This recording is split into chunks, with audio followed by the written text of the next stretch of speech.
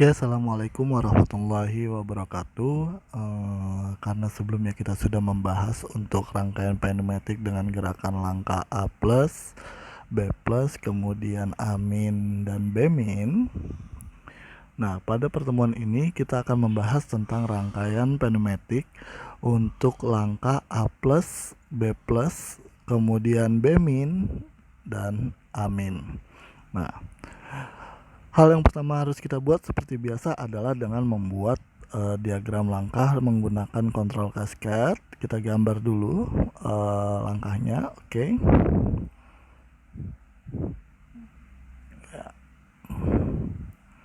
Oke, ini langkah awal, langkah pertama, langkah kedua, langkah ketiga, dan langkah keempat. Oke, ini untuk silinder yang pertama kita bisa berikan 1.0, kemudian yang bawah adalah silinder kedua dengan 2.0.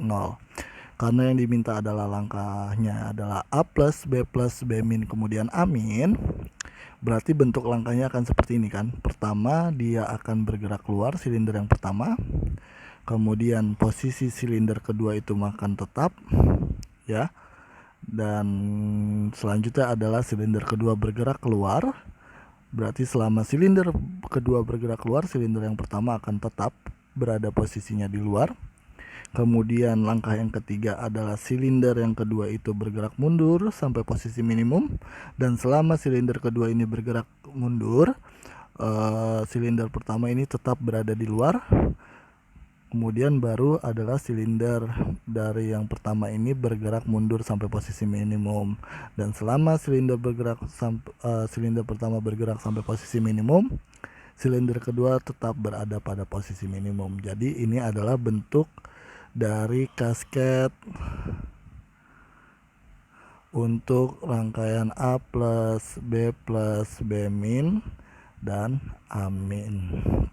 Oke, sekarang kalau untuk bentuk rangkaiannya seperti apa? Bentuk rangkaiannya, karena lihat di sini ada satu buah silinder yang bekerja secara kontinu. Setelah dia keluar, dia langsung akan masuk kembali.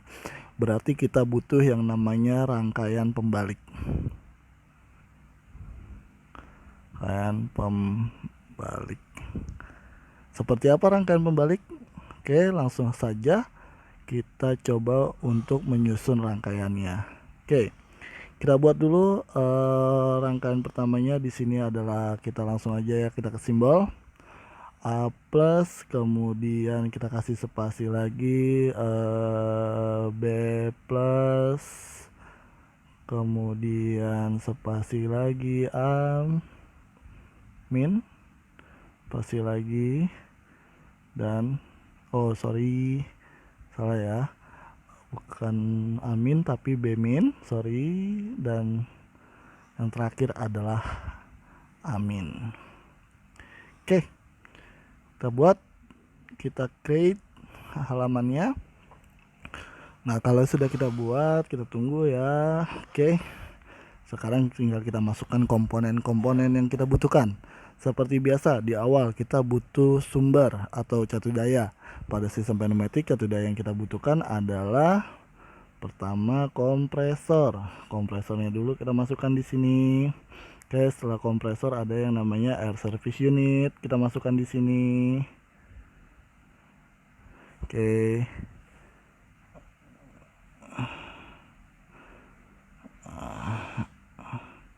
Kita atur ya posisinya. Oke. Ya, sudah dua komponen kita masukkan. Nah, sekarang baru yang kita sebut dengan rangkaian pembalik. Nah, sebetulnya sama saja jumlah komponennya. Untuk jumlah komponennya agak berbeda sedikit, tapi untuk susunan komponennya sebetulnya sama saja dengan rangkaian A plus, B plus, kemudian amin dan B min. Hanya saja di sini kita membutuhkan rangkaian pembalik. Nah, bentuk rangkaian pembalik itu kurang lebih nanti seperti ini. Jadi sekarang kita susun dulu bentuk rangkaian pembaliknya. Kalau di A plus, B plus, amin, dan B min kita butuh 3/2 ya. Kita pakai 3/2 di sini. Oke, pertama saya pakai 3/2 dulu di sini.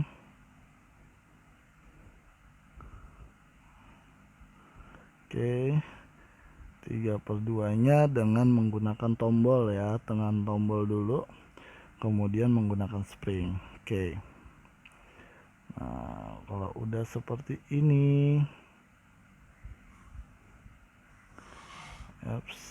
mungkin kita geser sedikit ke sini ya. Oke, nah kemudian kita tambahkan lagi komponen yang kedua, itu adalah masih sama 3/2, kita pakai adalah 3/2. Nah di sini yang kita gunakan adalah roll, tapi yang retractable atau idle roll. Nah idle rollnya di sini kita pakai yang arahnya itu ke dalam, coba ya, kita pakai yang arahnya ke dalam seperti ini, kemudian dengan spring juga. Oke, sorry, ups, kita hapus dulu. Oke, nah ini kita susun di atasnya, ini berfungsi sebagai rangkaian pembalik. Nah ini berfungsi sebagai rangkaian pembalik. Kemudian yang kedua kita tambahkan lagi, di sini juga sama, kita butuh komponen yang sama hanya dengan posisi yang berbeda. Oke, kita pakai kalau yang tadi ke dalam, sekarang yang keluar posisinya spring. Oke, nah kalau udah seperti ini, selanjutnya adalah kita tambahkan lagi komponennya. Nah kita butuh komponen yang bisa berfungsi sebagai memori. Nah di sini kita menggunakan 5/2. 5/2 ini kita tambahkan dengan pilat ya, atau dengan pengaktifan langsung ganda. Oke, setelah sampai di sini berarti sekarang kita tinggal hanya menambahkan saja. Kita tambahkan poin-poin pentingnya dulu ya, seperti hexhaus atau silencernya jangan sampai ketinggalan. Kita tambahkan silencernya di sini. Oke, kemudian di sini, kemudian di sini lagi. Oke, kalau udah semua, nah ini nanti kalau kita susun, dia akan menjadi sebuah rangkaian pembalik. Penerapannya seperti apa? Simak terus ya videonya. Oke, ini tinggal kita hubungkan ya. Oke, kalau udah seperti ini, mungkin apalagi. Nah sekarang tinggal komponen-komponen yang perlu kita tambahkan di seperti rangkaian A+, B+, Amin dan B-min ya. Oke, kita butuh yang namanya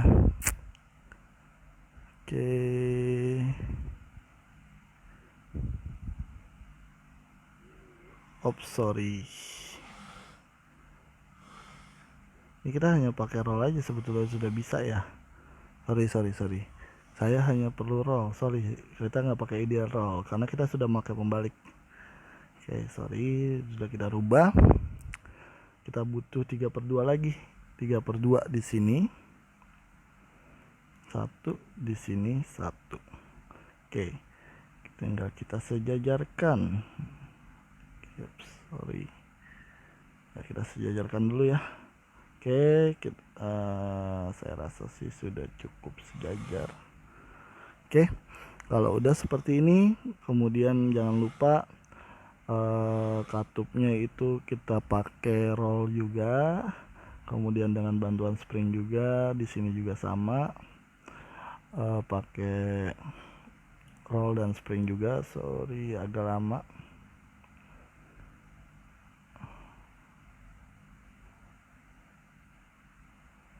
Oke, roll dan spring.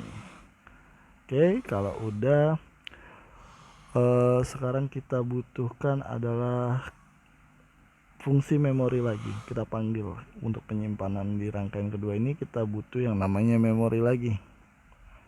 Oke, nah seperti ini. Kita atur aja posisinya ya.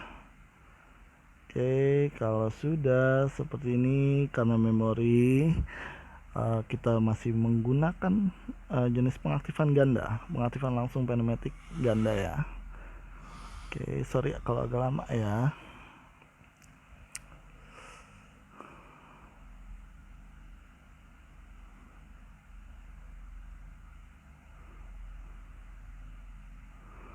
Oke, pengaktifan ganda, kita pasang pengaktifan gandanya di sini sekarang.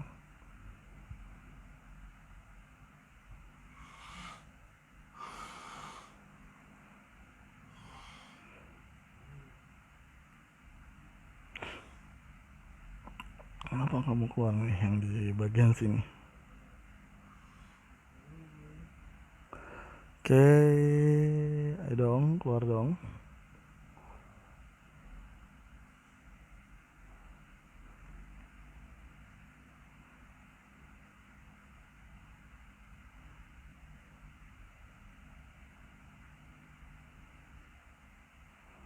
Oke, akhirnya harus bersabar. Oke, sudah seperti ini teman-teman. Sekarang mungkin ini mungkin bisa kita turunkan ya sedikit, dan ini bisa kita turunkan lagi, ini juga bisa kita turunkan lagi. Nampaknya ini belum sejajar nih. Supaya terlihat lebih sejajar berarti ini kita geser sedikit kejauhan. Oke, ya cukup ya, udah sejajar. Ini juga mungkin kita turunkan lagi sedikit. Oh enggak, ini kita naikkan aja sedikit ya. Oke,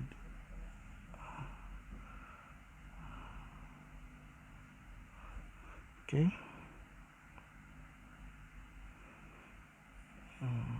Agar ini kita coba sejajarin supaya tetap punya ruang ya. Di sini tinggal kita pasang katup bidireksionalnya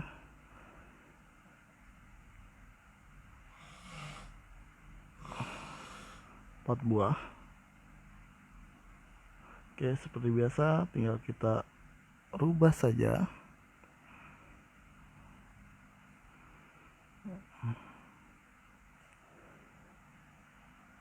Dua-duanya kita pasang ke atas ya.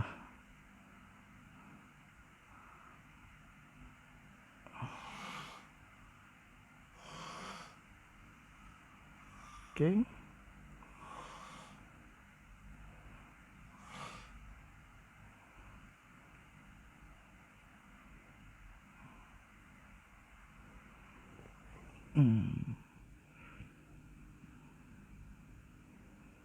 Oke, tinggal kita sejajarin ya. Oke, bisa kita buat turun lagi ya. Kita buat turun aja deh, supaya nggak terlalu makan tempat.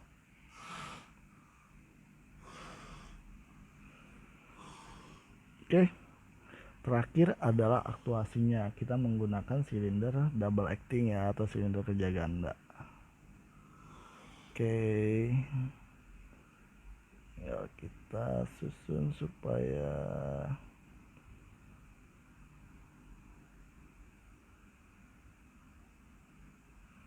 oke.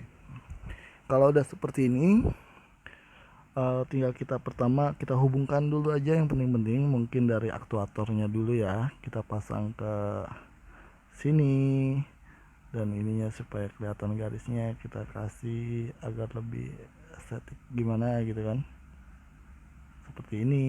Kemudian ini juga kita hubungkan.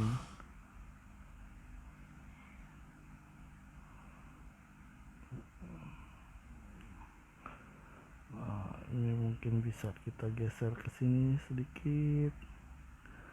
Kemudian ini kita hubungkan ya. Kemudian keluaran dari katup yang ini kita pasangkan ke sini, kita pasangkan ke sini.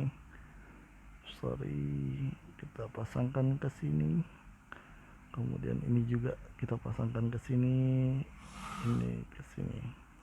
Oke, secara keseluruhan sudah.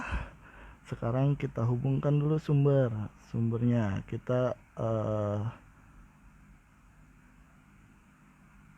coba step by step dulu aja ya.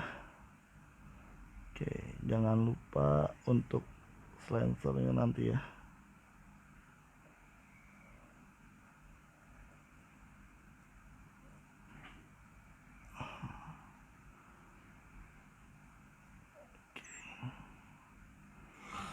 Oke, sudah terhubung. Kita hubungkan dulu semua yang harus terhubung. Jangan lupa silencer di sini.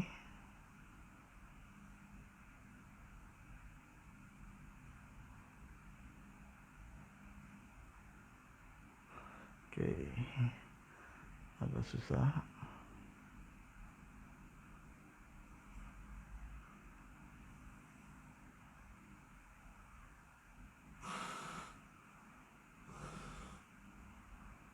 Oke, nggak apa-apa ya. Supaya nggak terlalu lama deh silencernya kita tinggalin aja dulu. Oke, kalau sudah seperti ini sudah keseluruhan, tinggal kita hubungkan aja. Ini untuk mengaktifkan pilot yang ini untuk mengaktifkan pilot yang ini, kemudian ini untuk mengaktifkan pilot yang ini, dan selanjutnya ini akan saya hubungkan. Nah, di sini baru prinsip kerja dari kartu pembaliknya. Kita pasangnya di sini. Ini kita turunkan ya. Kemudian yang kedua ini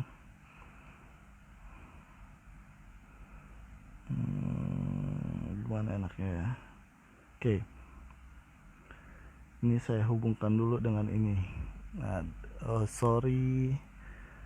ini harusnya terhubung, kan dia fungsinya pembalik ya, berarti ini terhubung dengan pilot dari katup yang ini. Nah, oke, sudah seperti ini. Kemudian yang ini kita hubungkan dengan katup yang ini.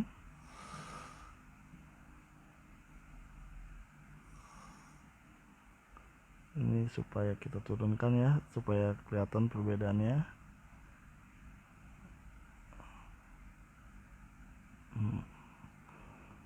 Ini kelihatan ya perbedaannya ya.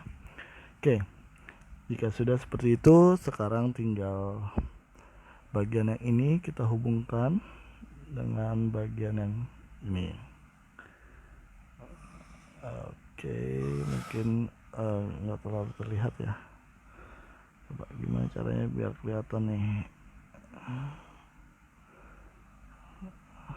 Oke.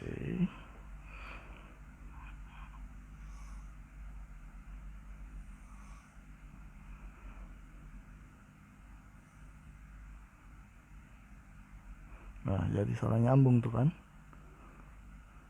Jadi salah nyambung. Ini harusnya terhubung dengan ini. Nah,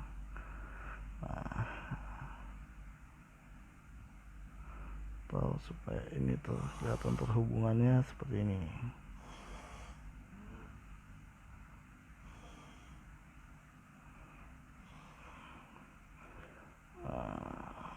Tadi yang terlepas ini kan, ini harusnya hubungnya ke sini.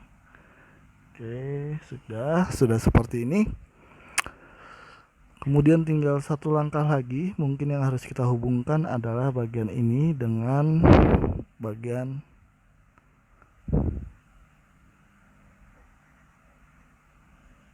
dengan bagian ini. Oke. Nah, gitu kurang lebih hubungannya akan jadi seperti itu. Kemudian selanjutnya adalah oke, dan saya salah lagi. Sorry, sebentar. Ini harusnya bukan di situ hubungannya ya. Jadi ini itu harusnya terhubung dengan ini terhubung dengan ini. Kemudian ini terhubung dengan ini, dan ini terhubung dengan ini. Nah, ya. hasilnya akan seperti ini. Nah, di sini 4 komponen di bagian bawah ini adalah sebagai rangkaian pembalik. Jadi dia membalikan sinyal di bagian awalnya ini, di elemen masukan ini dia membalikan sinyal. Kemudian di sini kita pasang ya, tinggal kita urutkan karena kita ingin prinsip kerjanya itu adalah silinder yang pertama ini bergerak keluar, kemudian diikuti ini bergerak keluar, dan ini kemudian setelah bergerak masuk kembali, kemudian silinder yang ini bergerak masuk kembali. Jadi di sini di depan silinder yang pertama ini bisa kita taruh ya. Oke, kita urutkan dulu deh. Sebelah kiri dari yang nomor 1 ini kita kasih nomor komponennya dulu ya.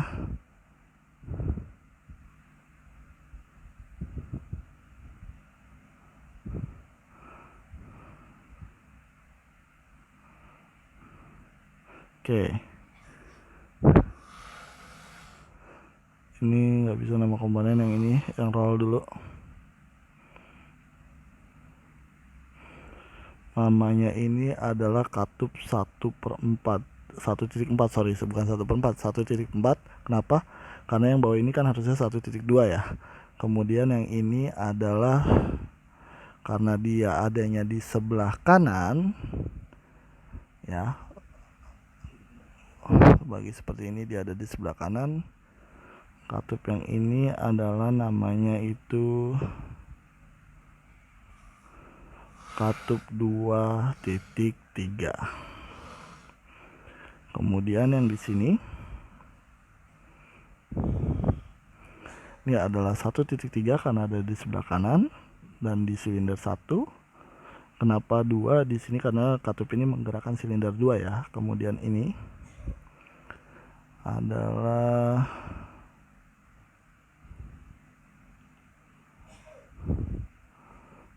sebentar. Oke. 2.2 karena menggerakkan silinder kedua dan ada di sebelah kiri. Oke, kalau udah seperti ini, selanjutnya katup yang harusnya berada di depan batang piston silinder kerja pertama ini adalah apa? Karena dia pertama gerakannya itu adalah bergerak keluar, berarti syarat pertama itu 1.4-nya itu harus tertekan. Ya kan, harus aktif terlebih dahulu kan, berarti kita bisa pasang di sini. Oke, sebentar ya.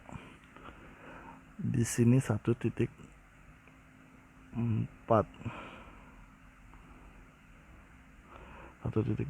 Nah, setelah 1.4 ini keluar, setelah keluar dia harus sebagai indikator atau sebagai syarat silinder kedua ini bergerak keluar.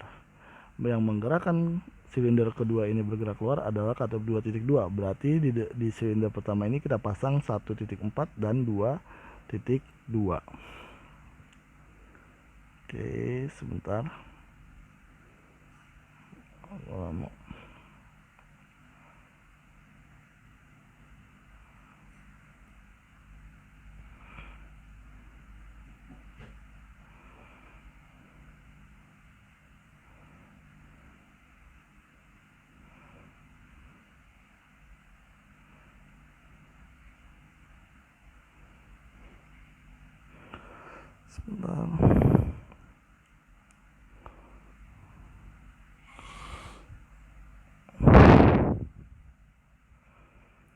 Oke, sorry ya kalau agak lama.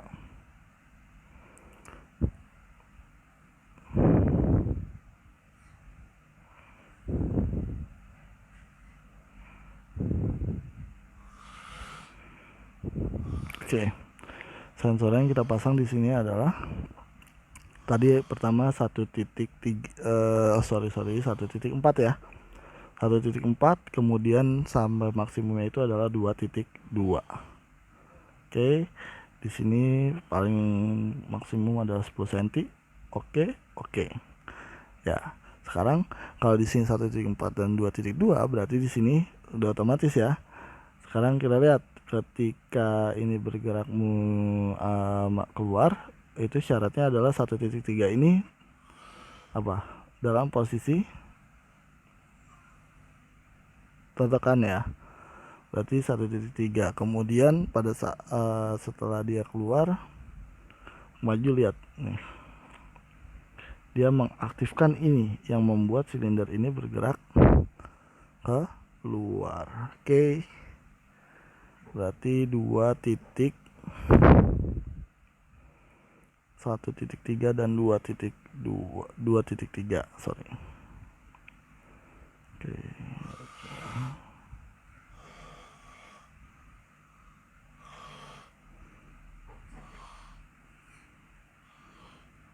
Oke, 1.3